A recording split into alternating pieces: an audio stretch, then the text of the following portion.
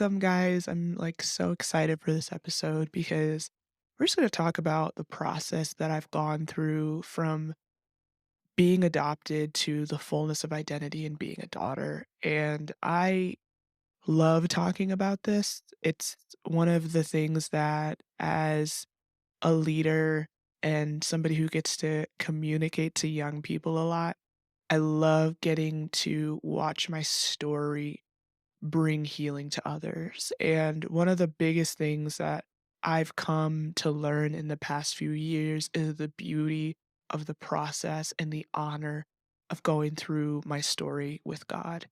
And I never really understood valleys or why God would put me in certain situations until I began to have conversations with people and they would be like, when you talked about God taking you out of depression and anxiety, and when you talked about God bringing just restoration with people in your life, how that has helped them grow even stronger with the Lord. And those are always the moments where I go, God, thank you for the valley. Thank you for my circumstances. And that's a process. I'm not saying that is easy. I'm not saying that is something light, but it has been something that on this earth I didn't understand until now. I didn't literal planes are flying by. But I didn't understand the beauty of it until I got older and I began to unravel my testimony to others and allowed it to heal. And so, for those of you guys that don't know, I am adopted and I was adopted right out of the hospital. And my adoption story is pretty crazy because my parents weren't actually supposed to adopt me. I when my parents have told me this story numerous times, but they when God told them they were meant to have a bigger family and like that burden got put upon them, not burden, that what would you call that? Blessing. I just called it a burden, which is pretty funny. But that blessing got put upon them. They tried and tried and tried to get a girl, and that just didn't work out. And so they just went the route of let's adapt a male because they're less likely to be adopted, and this is just going to work out better. And the process of adoption for them too was very hard. They had numerous children come into their house and leave, and the moms take them back, and so there was just a lot of heartache and just a lot of believing that God is good, but not actually seeing the fruit of the obedience of what they're walking through, and so as my parents have told me the story, it's they got a phone call and somehow there's this mix up that I'm a boy and that I am like able to be adopted if we still want the baby. And the same thing happened with my brother, which is pretty funny. We're 6 weeks apart. So yeah, my parents, literal saints. But I just remember them telling me the story of, like, we walked in the hospital room and you were there, and I knew my mom always says, like, "I knew that you were gonna be mine and I fought for you."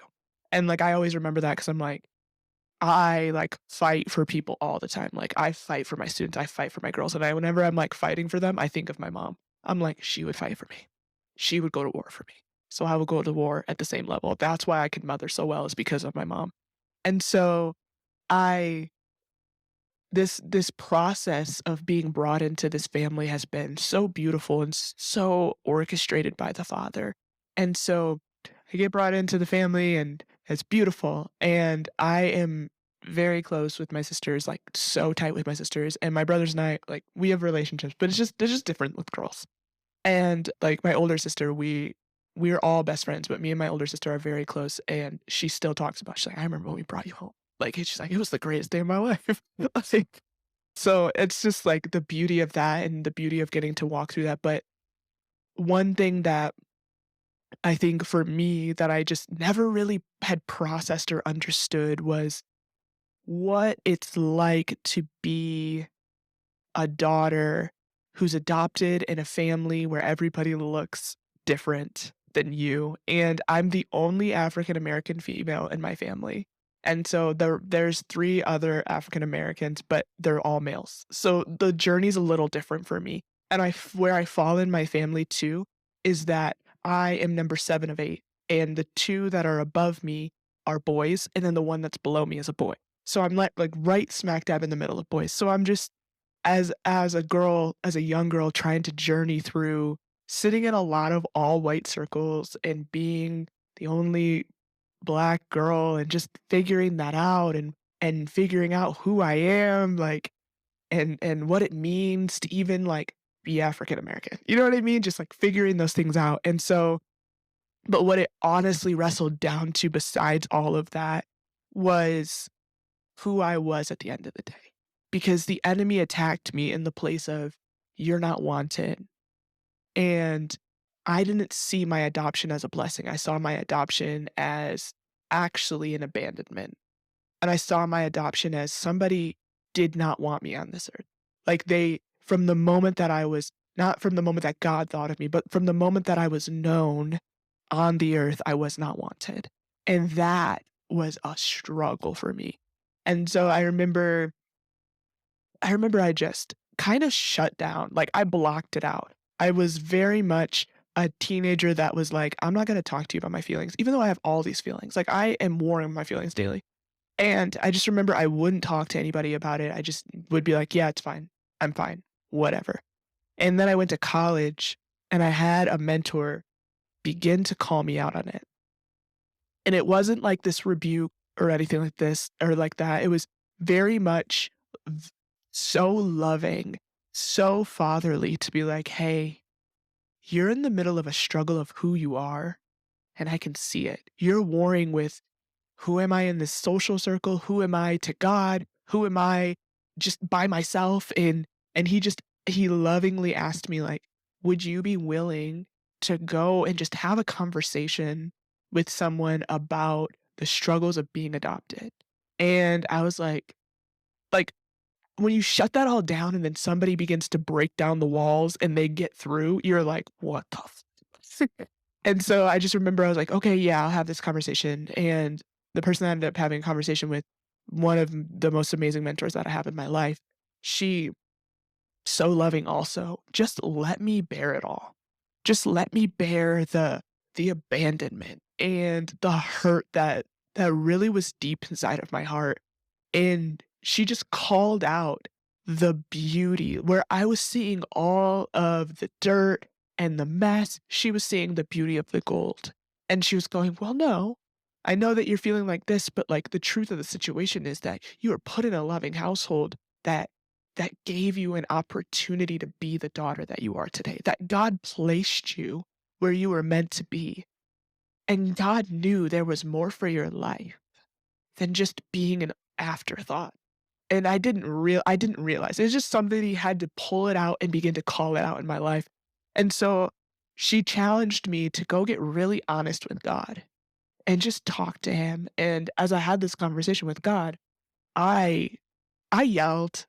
Yeah, I really yelled. Like I am one of those people that when I process, I am very honest. So I was like, "God, why did you do this?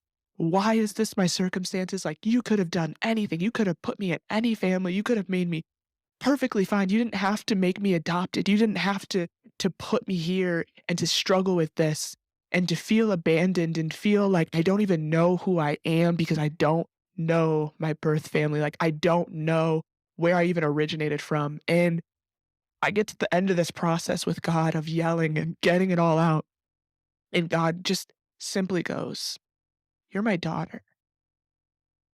And I like sat there and I was like, "Okay." It's like, "No, you're my daughter." And that is where you originate from. I thought of you for anybody else. And he's just explaining and showing me through my life where he has moved, where he has sheltered me and protected me. And he's showing me, he's going, "I put you where you are because I knew the beauty of your heart and what I made you to be. And I know it's hard. You're my daughter and I love you." And that broke me. That was the part that was like, "Okay, this isn't all about me all the time." But he is so loving and gracious to go, "Actually, I have a better story. Actually, I'm gonna put you in the place you're meant to be." And so from there, I really began to delve into my word to understand what it means to be a daughter, what it means to be royally seated. And as I delve into my word and I started to unpack these things, I realized that when you look through the Bible, there are so many stories of people, right? So many stories of people that had to journey and figure out who they are and where God was taking them through, right? But if you watch all these lines that happen to get to Jesus, there's so much mess to get to Jesus, right? But I'm watching and I'm going, "Oh, okay."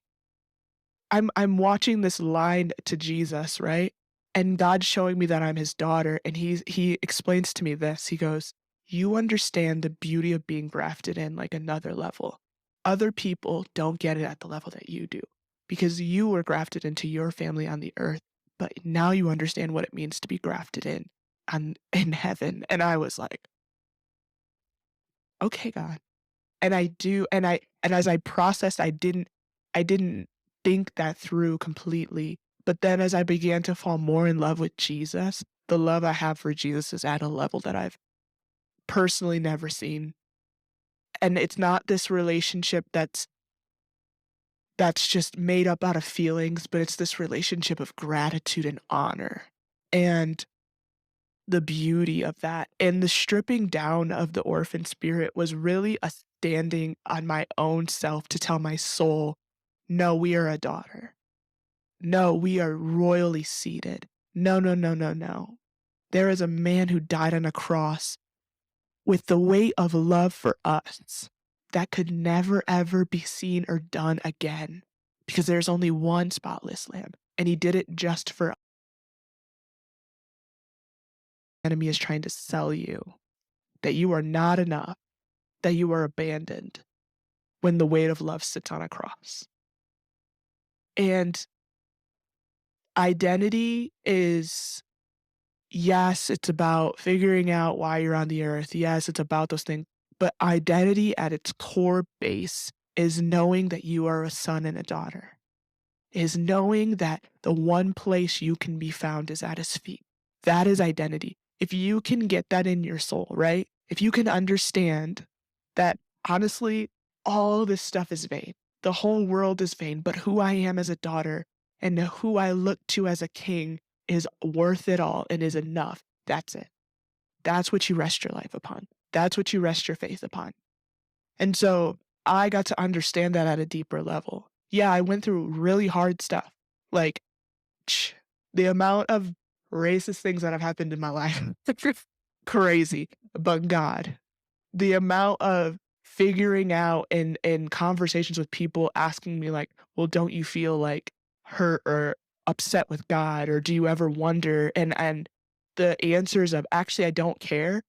I think a lot of people think that I was lying, but I wasn't. Actually, I really don't care because at the end of the day, I'm a daughter, right? Actually, the circumstances, that's okay because at the end of the day, I'm a daughter. And so I have watched this happen, like, watch myself process through adoption and with God, and then go to therapy and just get that all out and get that figured out and watch the fullness of who I am come forth. But the harvest that has come from that is so beautiful.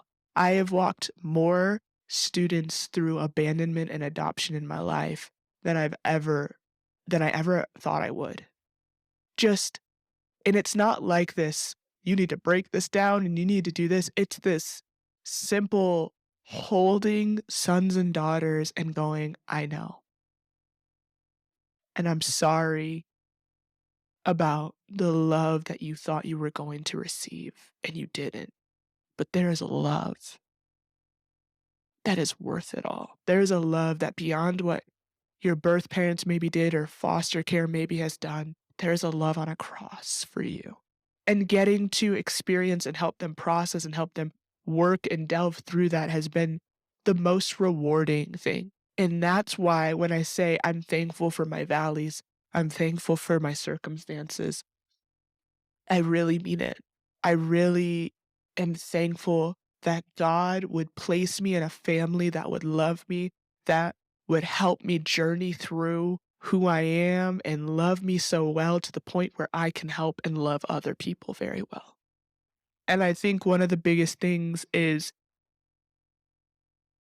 their faithfulness to me, but also his faithfulness to me. That in the midst of every valley, everyone was so faithful, never abandoned, never a moment where they were like, well, she's just a mess. Well, she needs to get that figured out. It was none of those things. It was always a love that I didn't deserve.